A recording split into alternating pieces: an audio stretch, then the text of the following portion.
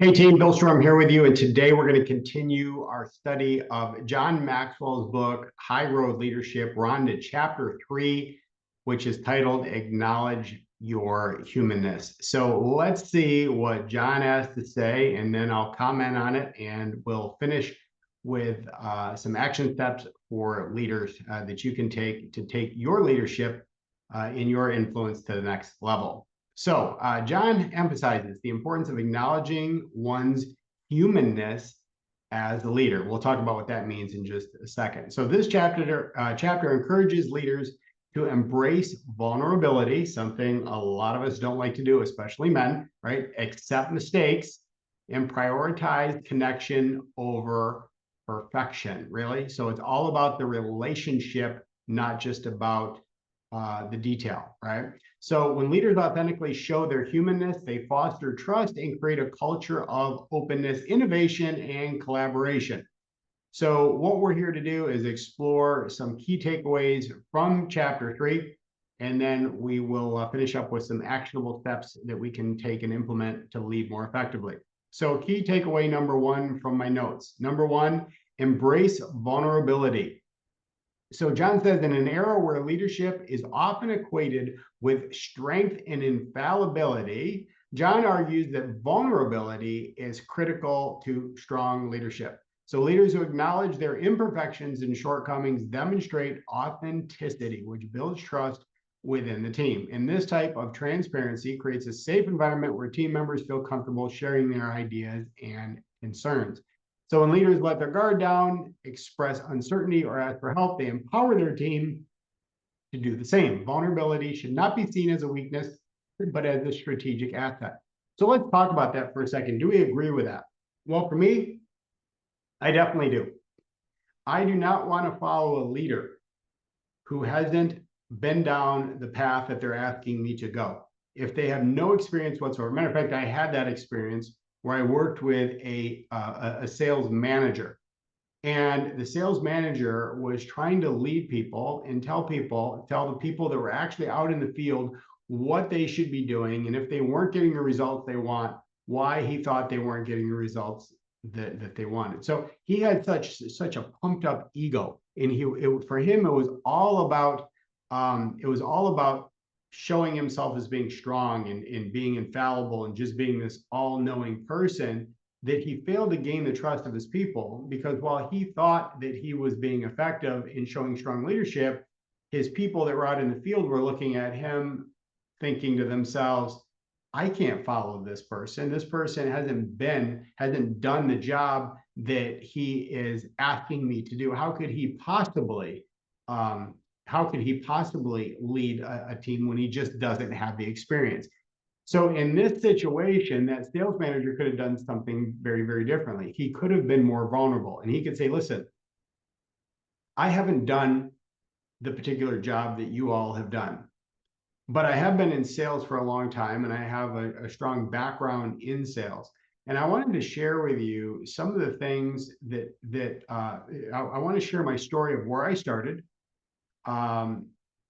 share some stories where I literally fell on my face and things didn't go well, but what I learned along the way that I think might also apply here and be able to help you. And you can listen intently and decide for yourself whether or not these are some things that might be able to benefit you in your role, in what you're trying to achieve. Right now, that would have been a very, very different approach, right? For him to show up and be vulnerable about his experience, where he suffered, where he struggled, what he learned along the way, and how then it might be able to help. Now that's vulnerability, but still showing strength, and I think that's a great point. Number 2, learn from mistakes. Acknowledge your humanness also means accepting that mistakes are part of the growth process. Yeah, right. That is how we learn. Can you imagine if Thomas Edison quit the first time that his light bulb didn't work, right? You have to keep going over and over and over again, because every time that you fail, you learn one more way that something doesn't work. You get closer to finding the solution of how something does work. So this is one of the lessons that I've definitely instilled within my kids. Making mistakes is part of the growth process. Don't be afraid to make a mistake, because you're going to learn something through making those mistakes. So a leader who is open about their errors sends the message that failure is a learning opportunity to begin again more intelligently, right? That's a quote from Henry Ford, rather than something to be feared. We don't want our people to be fearful about making mistakes. We want them to be brave enough to go out there and try, right? And this mindset shift encourages innovation, as team members are more likely to take risks and think outside the box, right? We don't need a lot of yes people. We need people who can actually think, that have a brain in their head. We need people like that on our team. So John suggests that instead of covering up mistakes or shifting blame, leaders should model how to learn from failures, and then turn them into stepping stones for future success. And the ability to recover from setbacks and view them as learning experiences will inspire resilience within the team. Amen to that, right? One of the things, if I have a strength, I would say it's that my ability to fail a lot, but my ability to recover and get back up and go out there for another round is what makes a great leader, someone that you admire and somebody that you're willing to follow, because they're not somebody who gives up. They're willing to make the mistakes. They're willing to admit when they made them, but then what they do is they show you, what did they do with that mistake? Did they quit, or did they try again, right? That's how you learn from the mistake and set the right example.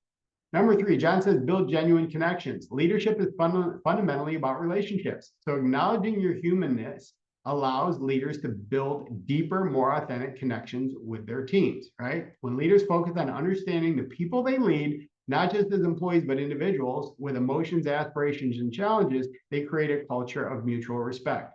Yes, one of the things many leaders do is they will go through the process of having their people take a DISC profile test, DISC profile assessment test, which I think is great, because each one of us thinks, acts, believes, and is emotional about very, very different things. And we are emotional creatures. So what we need to do is understand how that person ticks, what drives that person at their core, because once we understand that person and what drives them, then it's much easier to be able to communicate with them and bring out the very best that they have. And the only way you can do that is to connect at a very deep level that way. Number 4, prioritize empathy. So John says empathy is a crucial element of human-centered leadership. Leaders who practice empathy can see things from their team's perspective, understanding their emotions and challenges. Yeah, so one of the things that I like to do is I like to say, okay, I haven't walked in that person's shoes, but what I'm going to attempt to do is move to their side of the fence so I can see what they're seeing. I can try to think like they're thinking, to see if there's a different perspective around that, but it also helps me understand why they may be running into certain challenges, and then offer my perspective on what I might do in that same situation based on my experience as leader to get from where they are now to where they want to be. So John says empathy helps build psychological safety within the team, leading to increased innovation and collaboration. And it also enables leaders to create personalized approaches to leadership that resonate with their individual team members. And number 5, key takeaway here from John is lead with humility. Great leaders don't lead from a pedestal. Great leaders don't look down on their people. Great leaders don't talk down to their people. They lead alongside their teams. They're out there on the battlefield with their teams.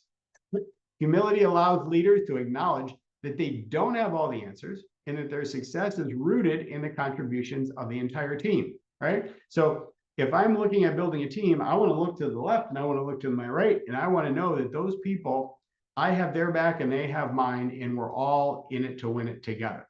So John encourages leaders to show appreciation for their team's efforts and recognize that their personal strengths in their contributions, and recognize that leadership is truly a shared journey. So here are a few action steps, 5 action steps for leaders that you can take, okay? So number 1 is model vulnerability in conversations. So to implement vulnerability in your leadership, start by modeling it in conversations with your team. So share an instance where you faced a challenge or made a mistake and how you overcame it. This will allow the people on your team to be vulnerable also, and build a culture where learning from the mistakes is the norm. right? So this is great. This is why we say fact tell, stories sell. And the same applies in leadership. The more you can relate to your people by sharing a story, and then you share them, you can take them through the hero's journey of where you were, when you hit the wall, what epiphany or what thought you had that finally gave you the aha moment that allowed you to get past it. And then eventually you were able to, traverse that chasm, right? That space between where you wanted to be and where you were and what you had to do in order to get there. Number two, create a learning culture. So you encourage your team to make mistakes as opportunities for growth. Regularly ask your team what lessons they learned from recent projects. I remember John talking about when he had the conversations with his kids, and I love this, so I wanted to share it with you.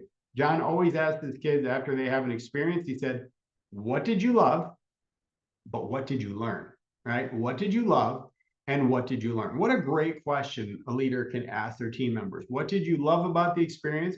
Maybe what didn't you love about the experience, but what did you learn from the experience? What's a takeaway that you're going to take from this to help improve?